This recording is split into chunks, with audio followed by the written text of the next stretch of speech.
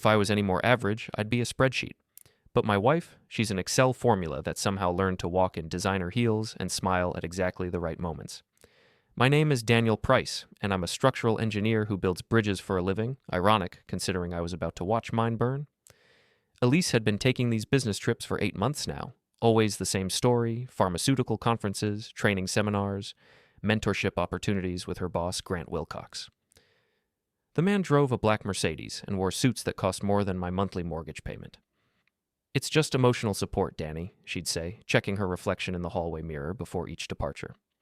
"Grant understands the pressure I'm under. He's helping me navigate the corporate landscape." Emotional support. Right. And I'm the Easter Bunny. The first red flag should have been the hotel upgrades. Elise worked for a mid-tier pharmaceutical company that barely covered economy flights, yet somehow she always ended up in suites at the Grandview Resort. When I asked about it, she'd wave her hand dismissively. "Grant handles the bookings? He has connections?" I bet he did. The second red flag was the wardrobe changes. My wife had always been beautiful. Stunning, actually. But suddenly she was buying lingerie that never made it home from these trips. New dresses appeared in her closet, then vanished just as quickly. "Conference attire," she'd explain. "Image matters in pharmaceutical sales." The third red flag was her phone. Elise had always been attached to that device, but now she guarded it like nuclear launch codes. Text messages at midnight, hushed conversations in the bathroom, and a new habit of leaving the room whenever it rang. Last Tuesday night, I heard her talking through the bedroom wall. "No, Grant. He doesn't suspect anything. Danny's too focused on his blueprints to notice what's happening right under his nose." My hand froze on the coffee mug I'd been carrying upstairs. Too focused on blueprints? I'd built a career on noticing structural weaknesses before they became catastrophic failures. Maybe it was time to apply those skills to my marriage. Wednesday morning, Elise announced another trip. 3 days in Chicago, big conference on new antidepressant protocols. She kissed my cheek, her perfume lingering like evidence. "Grant thinks this could be the breakthrough I need for that promotion." I'm sure he did. After she left for the airport, I did something I'd never done before. I searched her home office. Not proud of it, but desperate times and all that. In her desk drawer, underneath a stack of pharmaceutical brochures, I found a hotel receipt from her last trip, the Grandview Resort, 2 adjoining suites, room service charges for champagne and strawberries. At the bottom, handwritten in pen, "Thanks for last night, G." Emotional support, huh? Wonder if that came with a dental plan. I sat in her chair, staring at that receipt, and something crystallized in my mind. This wasn't just about another woman having an affair. This was about respect, about honesty, about the fact that my wife thought I was too stupid to notice she was playing house with her boss while I paid the mortgage on our actual house. That's when I called my sister. Maddie Price Harrison was everything I wasn't. Ruthless, calculating, and blessed with the kind of legal mind that could find loopholes in the 10 Commandments. She'd built her reputation as a divorce attorney by turning cheating spouses into cautionary tales. "Danny, please tell me you're not calling about what I think you're calling about," she said when she picked up. "Depends. What do you think I'm calling about?" "Your wife's business trips with the pharmaceutical Romeo." I nearly dropped the phone. "You knew?" "Honey, everyone knows. Cindy Morrison saw them at that Italian place downtown 3 weeks ago. Apparently they were sharing more than just the tiramisu." Cindy Morrison, our neighbor, the suburban gossip queen who knew everyone's business before they did. If Cindy had spotted them, it was only a matter of time before the entire neighborhood started whispering. "Why didn't you tell me?" "Because you needed to figure it out yourself, and because I was hoping I was wrong." Maddie's voice softened. "I'm sorry, Danny. I really am. But if you're ready to do something about it, I'm ready to help." We met at her office that afternoon. Maddie's conference room had floor-to-ceiling windows overlooking the city, and sitting there felt like planning a military campaign. "First things first," she said, sliding a legal pad across the mahogany table. "We need to understand the battlefield. What assets do you have? What accounts? What property?" I listed everything. Our joint savings account, the house we'd bought 5 years ago, my retirement fund, her car loan, the vacation timeshare we'd never used. "Good. Now what evidence do you have of the affair?" I showed her the hotel receipt, told her about the phone calls, the wardrobe changes, the pattern of trips. It's circumstantial, but it's a pattern, and patterns tell stories. Maddie made notes in her precise handwriting. "When's her next trip?" "Next Tuesday. 3 days in Chicago." "Perfect. That gives us time to prepare." She looked up from her notes. Danny, I need to ask you something, and I need you to be honest. How far are you willing to go with this? What do you mean? I mean, do you want to catch her and try to work things out, or do you want to make sure she understands exactly what she's lost? I thought about that receipt, about the lies, about coming home every night to a woman who was planning her next rendezvous while I talked about my day. I want her to understand what she's lost. Maddie smiled. It wasn't a pleasant smile. Then let's get to work. The next 5 days were the most methodical of my life. Maddie walked me through every step, every legal requirement, every potential pitfall. Think of it as engineering, she said. You're building a structure. Every beam has to be perfectly placed, every joint properly secured. One weak point and the whole thing collapses. First, I opened a private checking account at a different bank, transferred my paychecks there, along with a reasonable amount from our joint savings. Nothing that would trigger automatic alerts, just enough to establish independence. Second, I rented a storage unit across town and began the careful process of moving my belongings. Not everything at once, just a few boxes each day.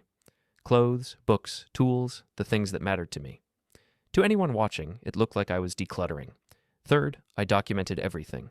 Every trip Elise took, every lie she told, every night she came home smelling like cologne that wasn't mine. I kept a journal, noting dates, times, conversations. Maddie had been clear. Emotions don't win court cases. Evidence does. The hardest part was acting normal. Coming home each night, asking about her day, pretending I didn't notice when she texted Grant during dinner. Elise had always been good at compartmentalizing, but I was learning the skill myself. Friday night, she announced the Chicago trip was confirmed. Grant's really excited about this conference, she said, folding clothes into her suitcase. He thinks it could change everything for me. That's great, honey. You deserve recognition for all your hard work. She looked up, surprised by the genuine warmth in my voice. For a moment, I saw a flicker of something, guilt, maybe, or regret. Danny, She started to say something, then stopped. Never mind, I should finish packing. I watched her fold a new silk nightgown into the suitcase. Price tag still attached. Emotional support apparently required expensive sleepwear. Saturday, I called my friend Mark Fielding. Mark owned a bar downtown and had spent 10 years as a private investigator before deciding he preferred serving drinks to serving subpoenas. He also owed me a favor from when I'd helped him navigate the building permits for his renovation. Danny boy, what can I do for you? I need some advice. Hypothetically speaking, if someone wanted to gather evidence of adultery, what would be the legal way to do it? Mark was quiet for a moment. Hypothetically, that someone would want to stick to public information, no hacking phones, no breaking into hotel rooms, no private property violations, but public places, restaurant receipts, hotel registrations, that's all fair game. Hypothetically. Hypothetically. You need help with this hypothetical situation? Maybe. I'll let you know. Sunday night, Elise packed her bags and set them by the front door. She'd be leaving early Tuesday morning, catching a 7 a.m. flight to Chicago. I'll miss you, she said, kissing me goodnight. I'll miss you too. And I would. I'd miss the woman I thought she was. Tuesday morning, I kissed my wife goodbye and watched her taxi disappear around the corner. Then I called in sick to work and put my plan into motion. First stop, the bank. I transferred the remaining balance from our joint accounts into my private account. Not stealing. Maddie had been clear about that. Under state law, joint account holders have equal access to funds. I was simply exercising my rights. Second stop, the storage facility. The moving truck was already waiting. I'd hired Professional Movers, Inc., a company that specialized in quick relocations. For an extra fee, they'd agreed to have everything packed and loaded within 4 hours. The crew chief, a no-nonsense woman named Rita, had done this kind of job before. Divorce? She asked, surveying our living room. Something like that. Honey, I've moved half the cheating spouses in this city. You want my advice? Take everything that matters, leave everything that doesn't, and don't look back. They worked like a military unit. Furniture, electronics, clothes, books. Everything that belonged to me or that I'd paid for disappeared into the truck. I left Elise's things untouched, along with the furniture we'd bought together. Fair was fair. The hardest moment came when I packed up our wedding photos. 5 years of marriage, reduced to a box of memories. But memories, I'd learned, could be deceiving. By 2 p.m., the house was empty except for Elise's belongings and a few pieces of shared furniture. The movers loaded everything into my storage unit, and I drove to my new apartment, a furnished one-bedroom place I'd rented under a 6-month lease. The apartment was nothing special, but it was mine. No lies, no deception, no emotional support required. At 3 p.m., I called a locksmith. I need the locks changed on my house, I told him. Emergency service. Lost your keys? Something like that. By 5 p.m., Elise's key would no longer fit our front door, our former front door. The final step was the hardest, writing the note. I must have started it 20 times. Too angry, too detailed, too pathetic. Finally, I settled on something simple and direct. Elise, you called it emotional support. I call it adultery. The locks have been changed, the accounts have been closed, the marriage is over. Support yourself now. Daniel. I left it on the kitchen counter, weighted down with her house key, the one that no longer worked. Then I drove to my new apartment, ordered pizza, and waited for my phone to ring. Elise's flight landed at 6:47 p.m. Friday evening. I know because I tracked it online, the same way she'd probably tracked my location for months, making sure I was safely at work while she conducted her business trips. My phone started ringing at 7:23 p.m. I let it go to voicemail. 7:31 p.m. Another call, another voicemail. 7:40 p.m. A text message. Danny, what's going on? My key won't work. 8:02 p.m. Danny, please call me. I don't understand what's happening. 8:15 p.m. I found your note. We need to talk. This is insane. I poured myself a whiskey, a bottle of Jameson I'd rescued from our liquor cabinet, and listened to the voicemails. The first one was confused. Danny, I'm at the house and something's wrong with the lock. Can you call me? The second was worried. Danny, where are you? Where's all your stuff? Please call me back. The third was angry. Daniel Price, you call me right now. You can't just disappear and leave a note. We're married. We need to discuss this like adults. Adults. Right. Because conducting a months-long affair while lying to your spouse was the height of mature behavior. My phone rang again. This time I answered. Hello, Elise. Danny, thank God. What is going on? Why are the locks changed? Where are you? I'm somewhere safe. Where are you? I'm at the house. Our house. With all my stuff and none of yours and a note that makes no sense. It makes perfect sense. You've been having an affair with Grant. I have evidence. I consulted a lawyer. I took appropriate action. Silence. Then, Danny, you're being paranoid. Grant and I work together. These trips are business. Business that requires adjoining hotel suites and champagne room service? Another silence. Longer this time. I don't know what you think you found. I found a receipt, Elise, from your last trip, signed by Grant. Thanks for last night. That's not business unless you've changed careers. Danny, please, come home. We can work this out. I am home. You're at your house now.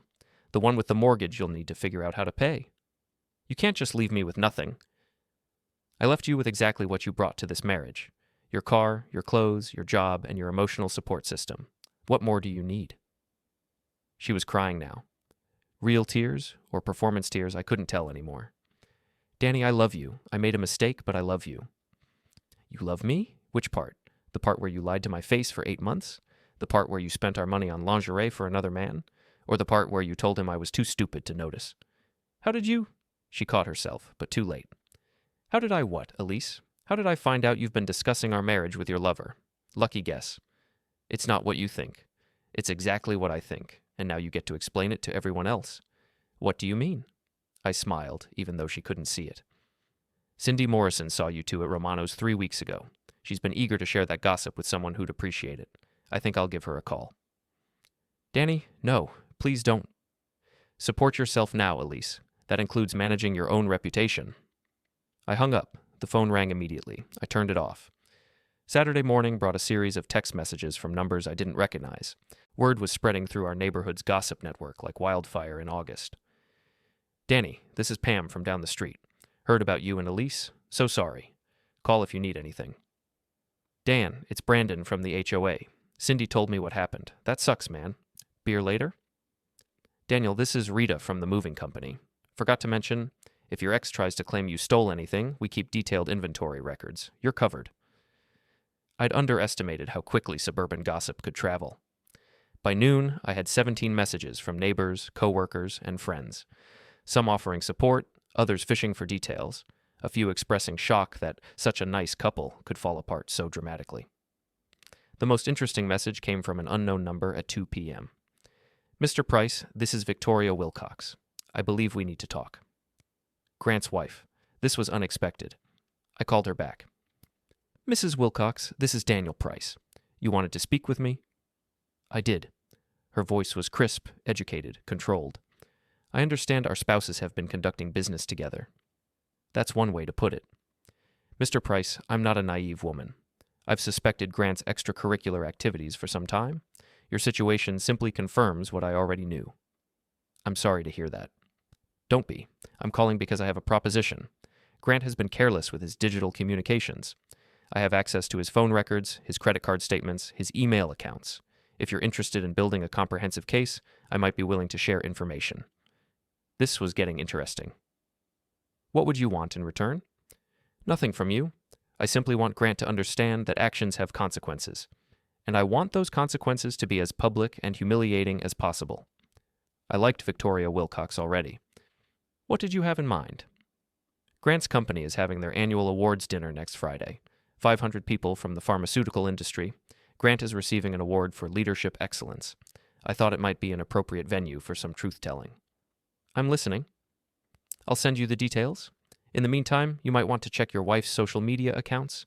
She's been posting some interesting updates about her business trip. After we hung up, I logged into Facebook for the first time in months. Elise's page was a gold mine of unintentional evidence. Photos from the Chicago conference. Elise and Grant at dinner, looking cozy. Elise in the hotel lobby, wearing the silk nightgown I'd seen her pack. Grant's arm around her shoulders in what was clearly a hotel room, not a conference hall.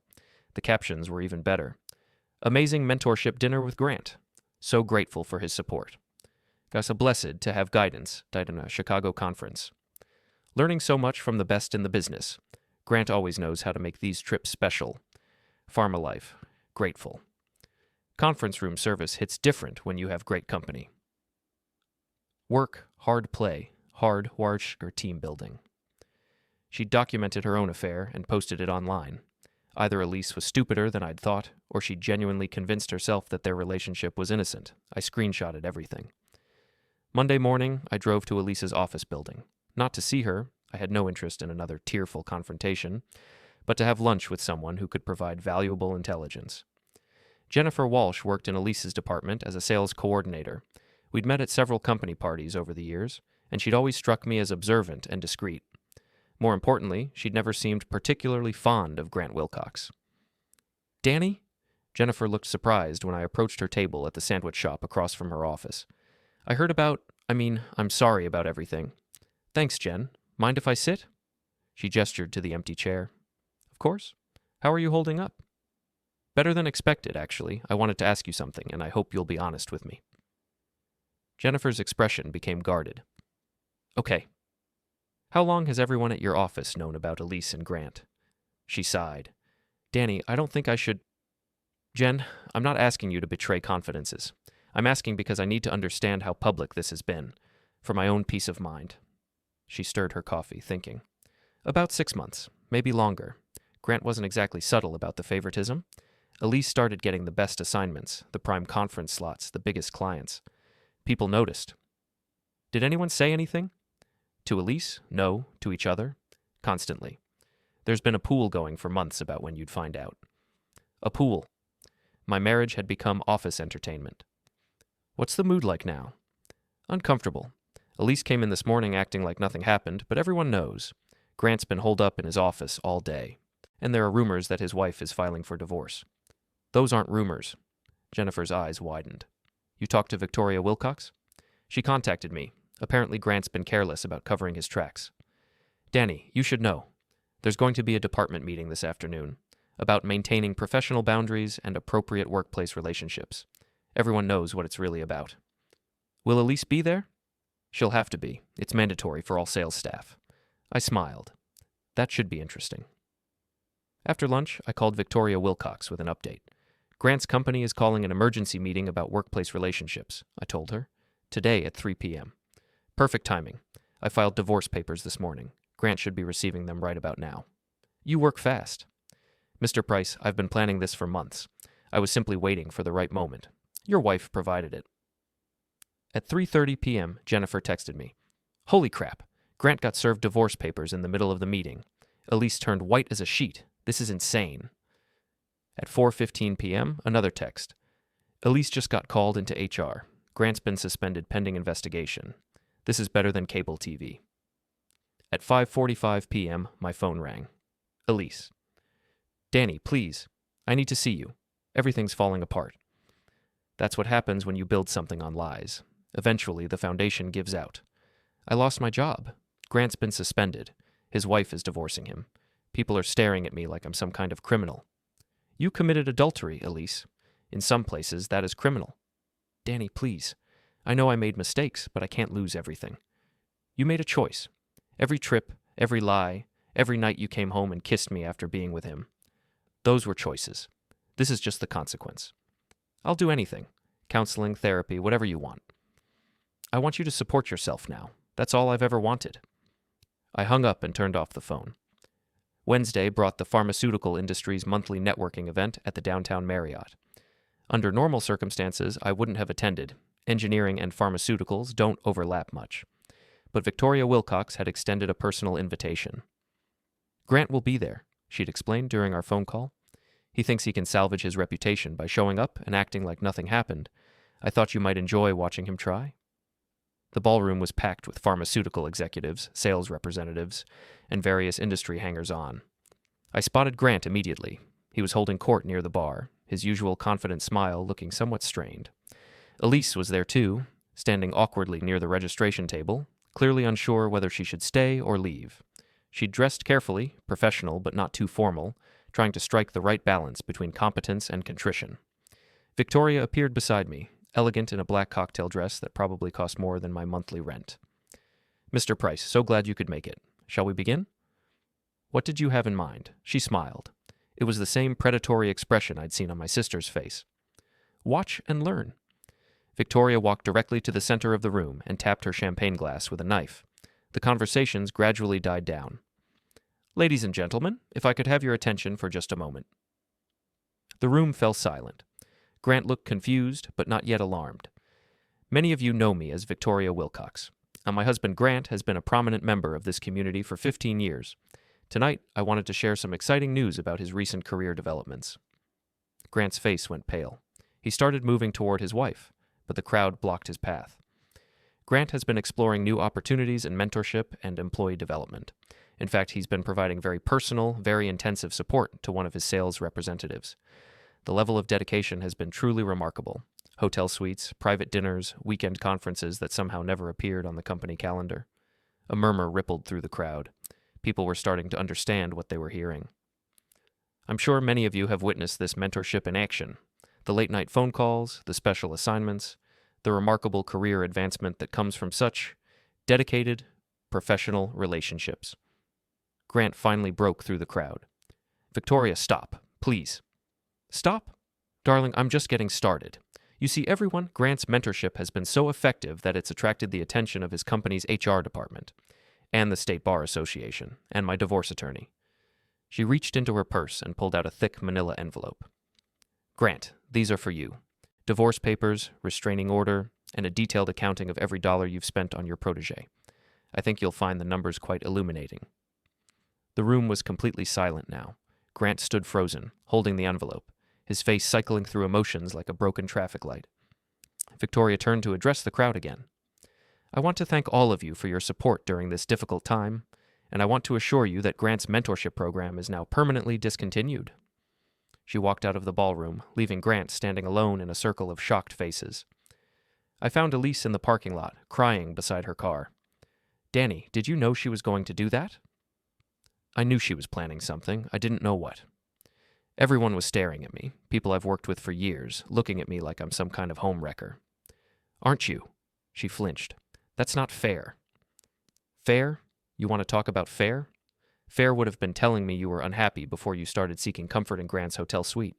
Fair would have been asking for a divorce before you started lying to my face every single day. I never meant for it to go this far. How far did you mean for it to go, Elise? What was the end game? Keep lying until I caught you? Wait until Grant left his wife for you?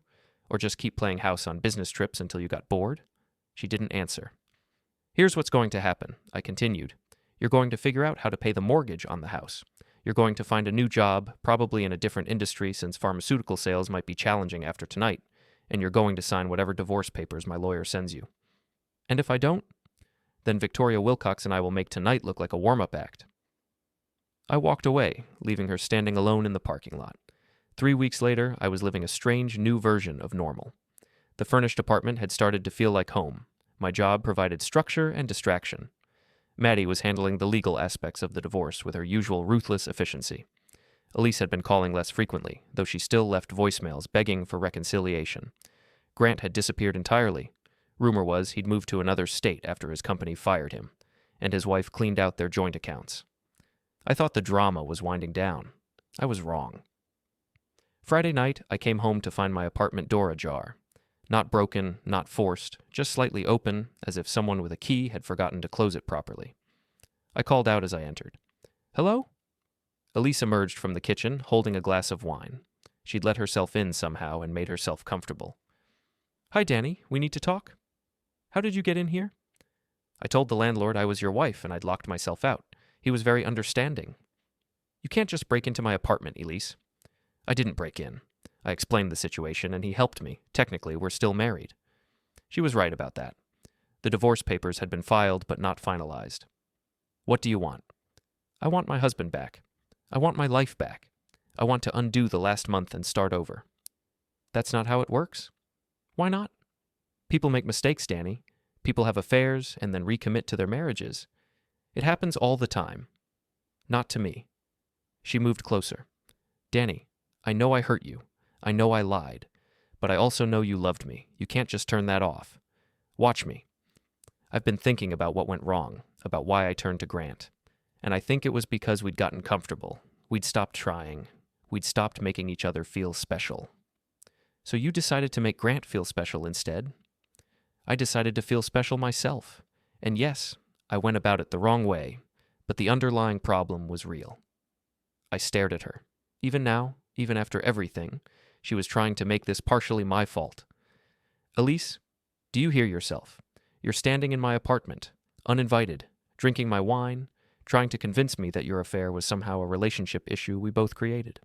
Wasn't it? No, it was a choice you made. Every hotel room, every lie, every time you came home and acted like nothing happened, those were choices. Your choices. And this is your choice? Living alone in a furnished apartment, eating takeout, pretending you don't miss what we had? I don't miss what we had. I miss what I thought we had. We can have it again." "No, we can't, because it was never real. You were playing a role, and I was too stupid to notice." "I wasn't playing a role. I loved you, Danny. I still love you. You loved the security I provided. The mortgage payments, the steady income, the reliable husband who didn't ask too many questions. But you loved Grant's excitement more." "That's not true." "Then why didn't you choose me? When you had to decide between your marriage and your affair, why didn't you choose me?" She didn't have an answer for that. "I think you should leave," I said. "Danny, please." "I think you should leave now." She set down the wine glass and walked to the door. Then she turned back. "I'm not giving up on us. There is no us anymore. There's you, and there's me, and there's a divorce decree that'll be finalized in 6 weeks. That's it. We'll see." She left finally, but something in her tone bothered me. Elise had always been persistent when she wanted something, and apparently, she'd decided she wanted our marriage back. I called Maddie. "She broke into your apartment?" "Talked her way in. Technically not breaking and entering, but definitely trespassing." "I'll file a restraining order Monday morning. In the meantime, change your locks and install a security camera." "You think she'll try again?" "Danny, desperate people do desperate things. And your wife just lost her job, her lover, and her marriage in the space of a month. That's a lot of desperation." I spent the weekend apartment hunting. The furnished place had been fine for a temporary refuge, but if Elise was going to escalate her efforts at reconciliation, I needed somewhere more secure. I found a small house in a different neighborhood, with a security system and a landlord who understood the concept of privacy. I signed a lease and scheduled movers for the following Friday, but Elise found me before I could relocate. Thursday evening, I was packing boxes when someone knocked on my door. Not the doorbell, actual knocking, urgent and demanding. I looked through the peephole and saw Grant Wilcox. This was unexpected. I opened the door but left the security chain engaged. "Grant, what brings you to my neighborhood?" "We need to talk, Price." "I don't think we do. Your wife ruined my life, my marriage, my job, my reputation, all gone because you couldn't handle a little competition." Competition? Is that what you call adultery now? I call it two adults making a connection, something you apparently couldn't provide. I closed the door, removed the chain, and opened it again. If Grant wanted a confrontation, he could have one. Come in, let's talk. He followed me into the living room, looking around at the half-packed boxes with obvious disdain. Nice place. Really moved up in the world. It's temporary, unlike your unemployment. His face darkened. You think this is funny? You think destroying people's lives is entertaining? I think actions have consequences. You and Elise chose to have an affair. I chose to expose it. Victoria chose to divorce you. Your company chose to fire you. None of that is my fault. You could have handled it privately, worked things out between the three of us. The three of us? What exactly did you think was going to happen, Grant? I'd give you my blessing to continue sleeping with my wife? I thought you'd be reasonable, adult about it. I was adult about it. I consulted a lawyer, gathered evidence, and filed for divorce. Very adult. You humiliated us in public. You humiliated yourselves in public. I just made sure people noticed. Grant stood up, his hands clenched into fists. You self-righteous piece of... Careful, Grant. Threatening me won't improve your situation. My situation? I lost everything because of you. You lost everything because you decided to have an affair with a married employee. That's a fireable offense at most companies, and it's definitely grounds for divorce in most states. Elise loves me. Elise loves the idea of you, the excitement, the danger, the hotel rooms. But when it came time to choose between her marriage and her affair, she chose neither. She wanted both. She chose me. She's leaving you. She already left me, 8 months ago when she started lying to my face. I just made it official. Grant moved toward me, and I backed up, keeping the coffee table between us. You know what your problem is, Price? You're boring, predictable, safe. Elise needed more than that. If Elise needed more than marriage could provide, she should have asked for a divorce before seeking it elsewhere. Maybe she should have, but she didn't, and now we're all paying for it. No, Grant. You and Elise are paying for it. I'm moving on. Are you? Because from where I stand, you look like a man who's lost everything. I lost a wife who was lying to me and a marriage that was built on deception. What did you lose? Grant's composure finally cracked. I lost the woman I love. I lost my career. I lost my home, my savings, my reputation, everything. Then you understand how I felt when I found out about the affair. It's not the same thing. It's exactly the same thing. The only difference is that I didn't choose to be betrayed. You chose to betray. We stared at each other across the coffee table. Grant looked older than I remembered, worn down by the consequences of his choices. What do you want from me, Grant? I want you to call off your lawyer. Stop the divorce proceedings. Give Elise a chance to come home. Why would I do that? Because if you don't, I'll make sure everyone knows what kind of man you really are. What kind of man am I? The kind who destroys lives out of spite. The kind who can't forgive a mistake. Elise's affair wasn't a mistake, Grant. It was a choice. A series of choices made over 8 months. And you're right. I can't forgive that. Then you're not the man she thought you were. No, I'm exactly the man she thought I was. That's why she assumed I'd never find out. Grant walked to the door, then turned back. This isn't over, Price. Yes, it is. It's been over since the day I found that hotel receipt. After he left, I called the police and reported the visit. Not as a threat. Grant hadn't technically threatened me, but as a precaution. If he escalated things, I wanted a record of his behavior. Then I called Maddie. Grant Wilcox just paid me a visit. What did he want? He wants me to stop the divorce proceedings so Elise can come home. Did you explain that Elise would have to agree to that, and she'd also have to want to come home to him instead of you? I don't think Grant's thinking clearly. He seems to believe that Elise loves him, and I'm the only obstacle to their happiness. Delusional thinking is common in situations like this. People create narratives that make them the hero instead of the villain. Should I be worried? Probably not, but I'd recommend moving to that new place sooner rather than later. And Danny? Don't engage with either of them anymore. Let me handle all communication from now on. I spent Friday moving to the new house. It was smaller than the apartment, but felt more secure. The previous tenant had installed a comprehensive security system, and the landlord had provided references for all the neighbors. I thought I'd finally found some peace. I was wrong again. Saturday night, a storm rolled in from the west. One of those late-season tempests that turn suburban streets into rivers and make everyone remember why they pay for good insurance. I was settling in with a book and a whiskey when my security system chimed. Someone was at the front door. The camera showed Elise, soaked to the skin, holding what looked like a bottle of wine. I considered not answering, but she'd already proven she could talk her way into places where she didn't belong, and I preferred confrontations on my terms. Elise, what are you doing here? I brought wine and an apology. Can I come in? How did you find my address? I followed you from work. Danny, please, it's pouring out here. Against my better judgment, I let her in. She stood dripping in my entryway, looking smaller and more vulnerable than I'd seen her since this whole mess started. Nice place, she said, looking around. It's temporary. Everything's temporary with you now, isn't it? What do you want, Elise? I want to apologize. Really apologize, not the half-hearted attempts I've been making. I want to explain what happened and why it happened and what I've learned from it. I'm listening. She handed me the wine, an expensive bottle, probably charged to a credit card I used to pay, and followed me into the living room. Grant came to see you. He did. He told me about your conversation, about what he said and what you said. And I realized that he's been lying to me the same way I was lying to you. This was interesting. How so? He told me he was going to leave Victoria. He said he was just waiting for the right moment, that he didn't want to hurt her unnecessarily. But when everything came out, he didn't leave her. She left him. That's usually how these things work. He also told me that you'd been neglecting me, that you'd stopped trying in our marriage, that you'd become complacent. But that wasn't true either, was it?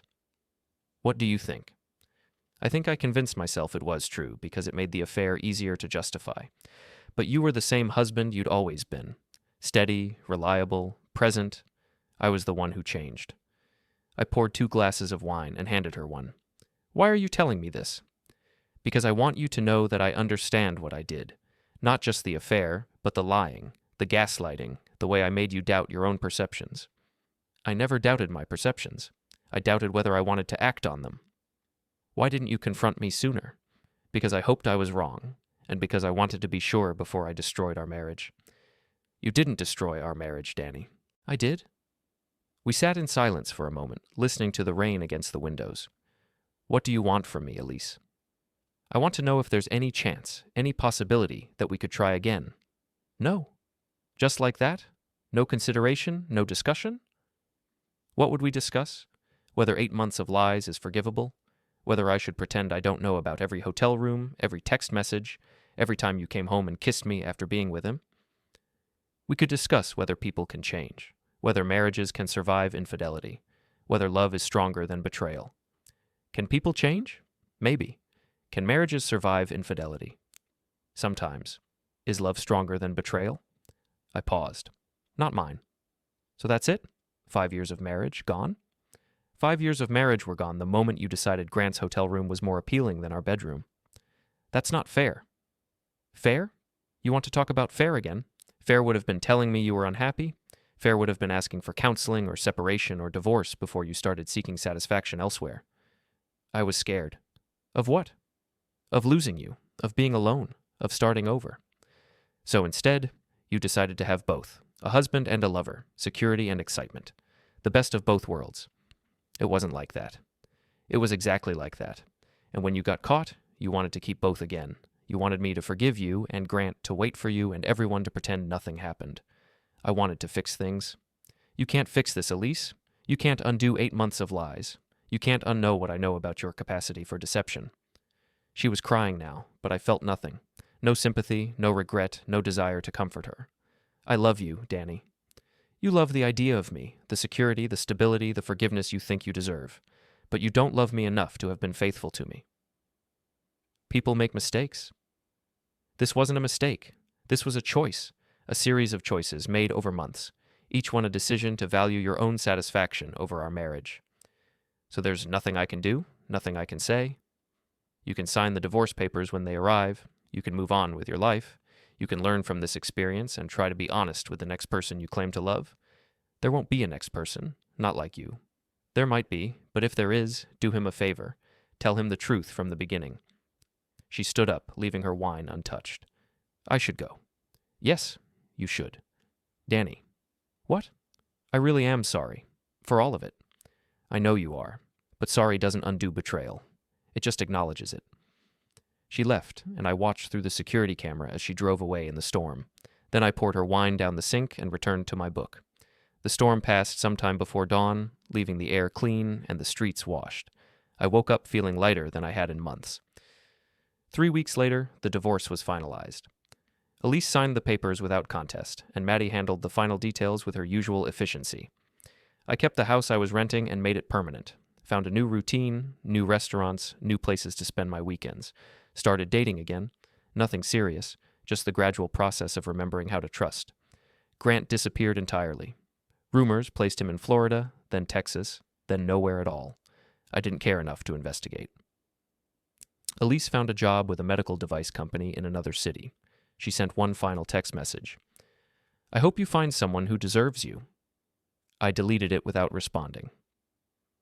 6 months after the divorce was final, I ran into Victoria Wilcox at a coffee shop downtown. She looked elegant and composed, as always.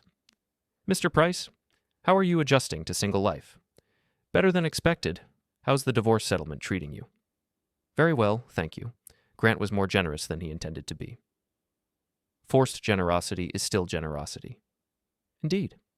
She smiled. "I wanted to thank you, actually." "For what?" "For providing the catalyst I needed to end a marriage that should have ended years ago. I'd suspected Grant's infidelities for a long time, but I'd never had the motivation to act on my suspicions.